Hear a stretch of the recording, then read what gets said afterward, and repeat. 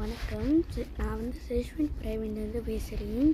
Okay, இன்றைக்கி நம்ம என்ன பேச போகிறோன்னா, கேஎல்சிசியில் பேய் இருக்குதுன்னு ஒரு பேய், அதாவது அந்த கேஎல்சிசியில் ஒன்று பேய் இருக்கான்.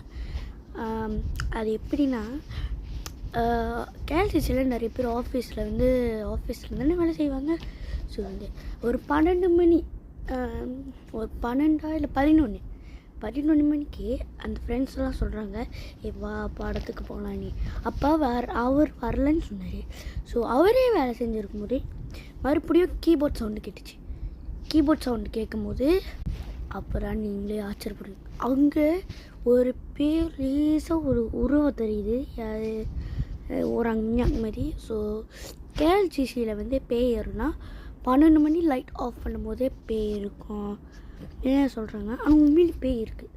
ஸோ சேஷ்வின் பிரைன் பேசுகிறது. நன்றி.